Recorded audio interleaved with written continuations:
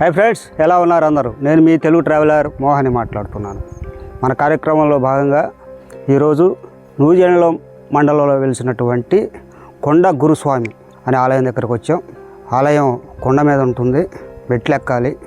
ఆ మెట్లు ఎక్కుతూ ఇక్కడ ఎలా చేరుకోవాలి, ఈ గుడి చరిత్ర ఏందని తెలుసుకుందాం. అంతకంటే ముందుగా నా ఛానల్ని సబ్స్క్రైబ్ చేయని వాళ్ళు ఎవరైనా ఉంటే సబ్స్క్రైబ్ చేసుకోండి.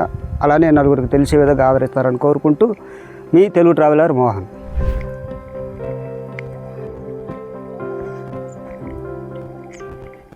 సరే, ఈ ఆలయానికి ఎలా చేరుకోవాలి? ఈ ఆలయం పల్నాడు జిల్లాలో ఉంది. నేను ఉండేది నర్సరాపేట కాబట్టి నర్సరాపేట నుంచి ఎలా చేరుకోవాలి అనేది చెప్తాను.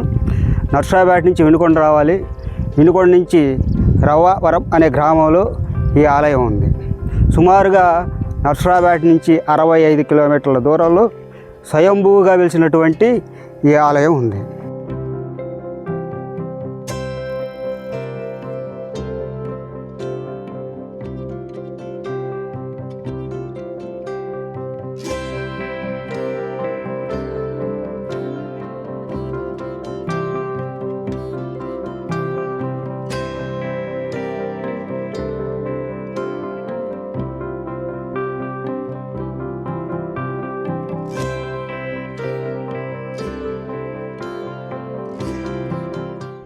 సరే, ఏ కార్యక్రమం అయినా చేసేటప్పుడు వినాయకుడి ఆశీస్సులు ఉండాలి.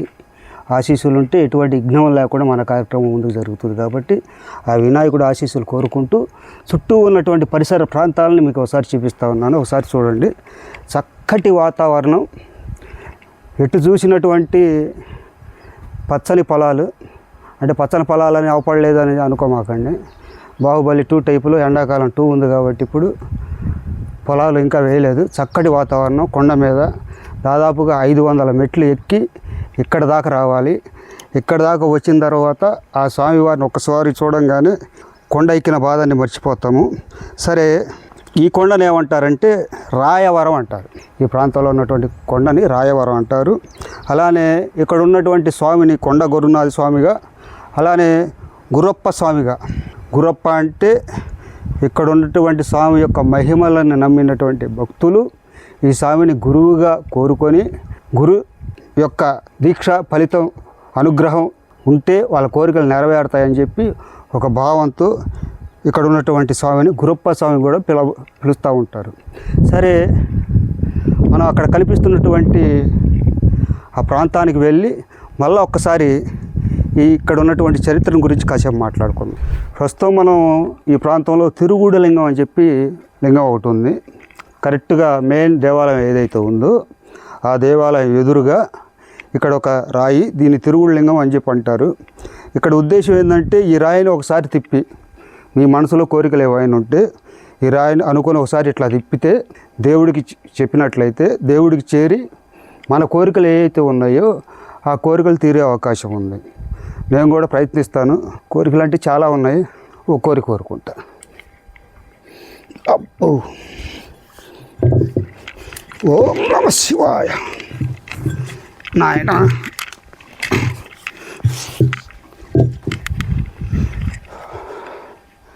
కొద్ది కష్టంగా ఉంది, ప్రయత్నించా, కోరుకుంటున్నాను. నెరవేరినాక మళ్ళీ వస్తాను స్వామి.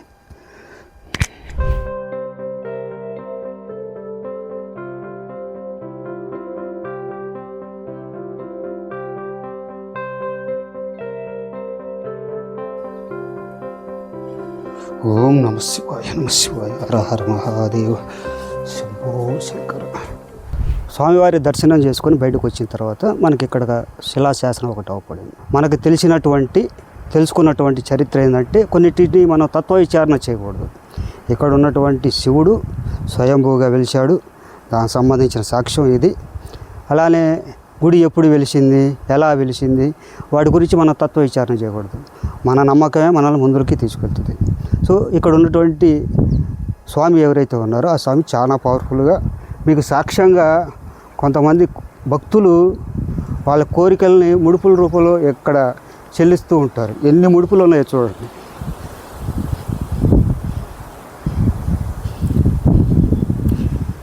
ఏదంటే ఉద్దేశం ఏంటంటే మీ కోరిక ఏదైనా ఉంటే ఆ కోరికని చెప్పుకొని ఇక్కడ ఉన్నటువంటి చెట్టుకి అమ్మవారి చెట్టుకి, వేప చెట్టుని అమ్మవారు అంటారు, లక్ష్మీదేవిగా పూజిస్తూ ఉంటాం కాబట్టి ఇక్కడ కడితే వాళ్ళ కోరికలు నెరవేరుతున్నాయి అని చెప్పి భక్తుల యొక్క ప్రగాఢ నమ్మకం అన్నమాట.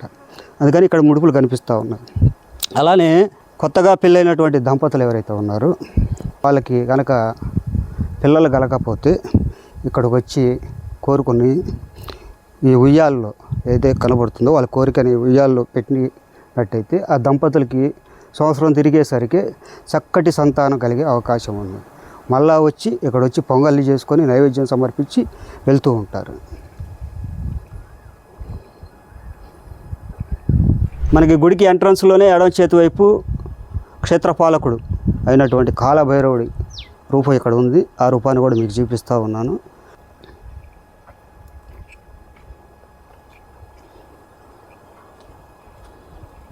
అలానే మనకి మెయిన్ గుడితో పాటు అనేక రకాలైనటువంటి ఉపదేవాలయాలు ఉన్నాయి. మనకి ఎడమ చేతి వైపున ఇంకో శివాలయం, అలానే మెయిన్ మెట్లెక్కి రాగానే మనకి ఇంకో శివాలయం.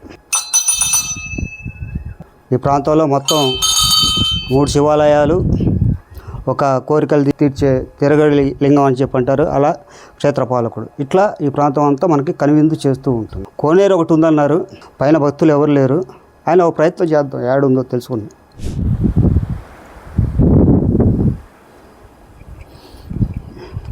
ఇక్కడ ఏదో మెట్లు కనిపిస్తూ ఉన్నాయి. బహుశా కోనేరు ఇటు ఉండే అవకాశం ఉందేమో అన్న ఆశతో ఈ మెట్లు కూడా ఎక్కుతూ ముందుకు వెళ్తూ ఉన్నాను. ఏం జరిగిందో తెలీదు. ఏం జరిగింది కోనేరుని చూస్తాను తప్పితే ఏం జరగదు నాకు తెలిసి. చుట్టూ కొండలు గుట్టలు అటవీ ప్రాంతం. నాతో పాటు నా బాధను భరాయించలాగా వచ్చిన మా వాసు ఇట్లా కొండ వెనక ప్రాంతంలో, అంటే గుడికి వెనక ప్రాంతంలో నేను కనిపిస్తూ ముందుకు తీసుకెళ్తా ఉన్నాను. కోనేరు మనకు అవపడింది. జాగ్రత్త, ఆచును బామాకు.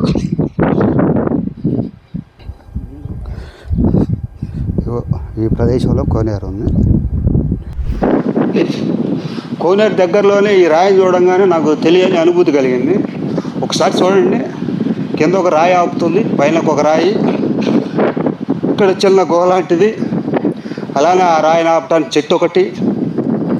అంతా దైవ సంకల్పంతో తప్పితే కొన్ని ఇలా ఎందుకు జరిగింది అని మనం ఊహకూడదు. అదే ఇది సాక్ష్యం. అక్కడొక రాయి, అక్కడొక రాయి, ఇక్కడొక రాయి. మరి ఒక 4 అడుగులు నడిచి ముందలకి వెళ్ళాం అనుకో, డైరెక్ట్ కిందకి పడిపోతాం. ఏమాత్రం కూడా కనుకరం లేకుండా కింద పడిపోతాం. కానీ ఈ రాళ్ళు ఎట్లా నిలబడ్డా అనేది అసలుకి అంత చిక్కట్లా చూస్తుంటే. కోనేరు నుంచి పెట్టి ముందరకు వచ్చిన తర్వాత నాకు ఒక చెట్టు పడింది. దీనికి పేరేమంటారో నాకు ఐడియా లేదు. ఈ కొండ ప్రాంతంలో మొత్తం ఆ చెట్లు పడుతున్నాయి. మీకు ఎవరికైనా ఈ చెట్టు పేరు తెలిసి ఉంటే కామెంట్ రూపంలో తెలియజేస్తారని కోరుకుంటున్నాను. సరే, ఈ చెట్టుని చూపిస్తున్నప్పుడు భక్తులు కొంతమంది విచిత్రంగా ఉంటారు. అంటే కొంతమంది కోరికలు తీర్చుకోవడానికి రాళ్ళను పేర్చటము, కొంతమంది ముడుపులు కట్టడంతో పాటుగా ఒక కొత్త టైప్ ఈ చెట్టుకి వాళ్ళ పేర్లు ఏదో రాసుకున్నారు. రాసుకొని వాళ్ళ కోరికలు నెరవేర్చమని కోరుకున్నారు. ఆ పేర్లు కూడా మీకు చూపిస్తూ ఉన్నాను, ఒకసారి చూడండి.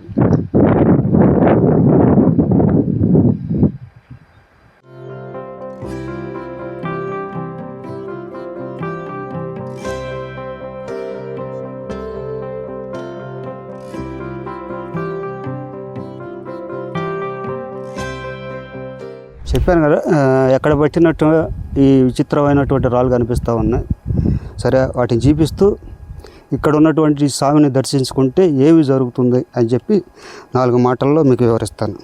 మెయిన్గా ఏంటంటే, సంతానం లేని దంపతులు కొండపైకి వచ్చి దర్శించుకొని మొక్కుకుంటే సంతాన భాగ్యం కలుగుతుందని, ఆ కలిగిన తర్వాత ఆ పిల్లల్ని కొండపైకి తీసుకొచ్చి స్వామివారి సమక్షంలోనే ఇక్కడ తలనీలాలు సమర్పిస్తూ ఉంటారు. అలానే వివాహం ఆలస్యం అవుతున్నటువంటి యువకులు ఎవరైతే ఉన్నారో వారు ఇక్కడికి వచ్చి ప్రత్యేకమైనటువంటి పూజలు నిర్వహిస్తే వెంటనే వివాహం అవుతుందని వారి యొక్క ప్రగాఢమైనటువంటి విశ్వాసం, నమ్మకం. అలానే ఈ ప్రాంతం మొత్తం కొండ ప్రాంతం కాబట్టి ఎక్కువగా వర్షాధారం మీద వ్యవసాయం ఆధారపడి ఉంటుంది కాబట్టి వర్షాలు పడక ఇబ్బంది పడుతూ ఉంటే ఈ ప్రాంతానికి ఈ గుడి ప్రాంతానికి వచ్చి స్వామివారికి గనక అభిషేకం చేసినట్లయితే వెంటనే వర్షాలు కురుస్తూ ఉంటాయి. అలానే వ్యవసాయదారులు ఎవరైతే ఉన్నారో రైతులు, ఆ రైతులకు సంబంధించిన ఆవులు కానీ గేదెలు కానీ అనారోగ్యానికి గురైనప్పుడు అవి త్వరగా కోలుకోవాలని ఇక్కడికి వచ్చి మొక్కుంటే ఆ ఆవులు కానీ గేదెలు కానీ వాటి యొక్క అనారోగ్యం తీరుతుంది. అలానే ప్రమాదాల నుంచి రక్షించే స్వామి.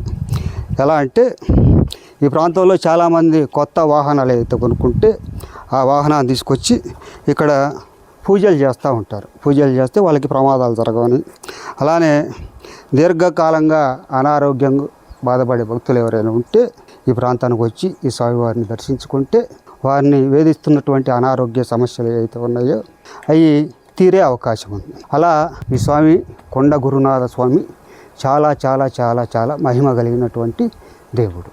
గుడిని దర్శిస్తున్నప్పుడు మనకి ఎడం చేతి వైపే ఈ పాదుకలు కనిపిస్తూ ఉన్నాయి. మరి ఈ పాదుకలు ఎందుకు ఉన్నాయో ఏంటో నాకైతే అర్థం కాలేదు.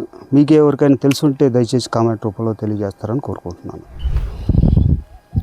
మనం ఎంట్రన్స్లోనే ఇక్కడ నిలబడేటువంటి ప్రాంతంలో ఇక్కడ కనిపిస్తున్నటువంటి జలపాతం అంటారు ఏమంటారో మరి, ఈ ప్రాంతంలో భక్తులు ఎవరైనా కోరికలు కోరుకొని వాళ్ళ కోరికలు నెరవేరితే జంతు బలి ఇవ్వటం అనేది ఇక్కడ సర్వసాధారణమైనటువంటి విషయం. ఈ కనబడే ప్రాంతంలోనే జంతు బలు ఇస్తూ ఉంటారు చాలా విరిగా, ఆదివారం కానీ సోమవారం కానీ. సరే, మీరు సహజంగా జంతు బలులు గ్రామ దేవతలకు ఇస్తుంటారు, నూకాలమ్మ, గంగమ్మ తల్లి ఇట్లా. కానీ నాకు తెలిసి మన ఆంధ్రప్రదేశ్లో కానీ తెలంగాణలో కానీ ఎక్కడ శివుడి యొక్క రూపంలో, శివలింగ రూపంలో ఉన్నటువంటి ఆలయంలో జంతు బలులు ఇవ్వటం అనేది ఎక్కడా లేనటువంటి గుడి. ఈ యొక్క ప్రదేశంలో మాత్రమే జంతు బలులు ఇస్తూ ఉంటారు. ప్రాంతంలోనే మీకు కనిపిస్తున్నటువంటి ఆ ప్రాంతంలో సత్రాలు కొన్ని ఉన్నాయి. కులాలకి ఒక సత్రం. మనకి ఎట్లా శ్రీశైలంలో మహానందిలో ఏ రకంగా అయితే ఉంటుందో ఆ రకంగా కొండ దిగువ ప్రాంతంలో వరుసగా. ఎందుకంటే ఈ సత్రాలు నేను ఇందాక చెప్పుకున్నాను కదా, జనవరి చివరి వారంలో కానీ ఫిబ్రవరి మొదటి వారంలో కానీ తిరునాళ్ళు బాగా విరిగా గొప్పగా జరుగుతాయి. అప్పుడు వచ్చే భక్తులకి అన్నానికి ఇబ్బంది లేకుండా ప్రతి సత్రంలో అన్నదాన కార్యక్రమం కూడా జరుగుతూ ఉంటుంది. ఇదిగో ఇవన్నీ గొర్రెలు కానీ కోళ్ళు కానీ సంబంధించినటువంటి రక్తపు మడుగు మనకు కనిపిస్తూ ఉంది ఇట్లా. మరి ప్రపంచంలో కూడా ఎక్కడా ఉండదు శివాలయంలో ఇట్లా బలులు ఇవ్వటం అనేది. మన ఈ గ్రామంలోనే వెలిసినటువంటి ఈ దేవుడి దగ్గరే మనకు కనిపిస్తూ ఉన్నాడు. శివాలయంలో ఎక్కడా జంతు బలు అనేది ఉండవు, ఇక్కడే. వీడియో బీచుకొని కిందకి దిగుతూ వస్తుంటే ఒక భక్తుడు, లోకల్ భక్తుడు ఒక ఆయన ఎదురయ్యి ఆయన మాటల్లో అడిగితే, మన ఎంట్రన్స్ కాగానే ఒక గుడి కనిపిస్తూ ఉంటుంది. ఆ గుడి పాత రోజుల్లో పాక వేసుకొని ఎవరో ఒక సన్యాసి ఉండేవాడట. ఆ తర్వాత దాన్ని తగలబెట్టడం జరిగిందంట. ఆ తగలబెట్టినప్పుడు ఆయన వేసుకున్న పాక ఏదైతే ఉందో అదే లింగ రూపంలో మనకు కనిపిస్తూ ఉన్నది. నేను స్వయంగా రాయి అనుకున్నాను, అది రాయి కాదంటే అది వెదురు బొంగు. అంటే స్వచ్ఛమైన తెలుగులో చెప్పాలంటే ఒక కట్టె రూపంలో ఉన్నటువంటి శివలింగ రూపం. నాకు తెలిసిన, నేను తెలుసుకున్నటువంటి ఈ గుడి చరిత్ర గురించి మీతో ఎవరైనా తెలుసుకుంటే నచ్చినట్లయితే దయచేసి ఒక లైక్ చేయండి. అలానే మీ యొక్క విలువైనటువంటి సలహాలను, సూచనలు కామెంట్ రూపంలో తెలియజేస్తారని మనసారా కోరుకుంటూ, నలుగురు తెలియజేసే విధంగా షేర్ చేస్తారని కోరుకుంటూ, ఈ తెలుగు ట్రావెలర్ మోహన్.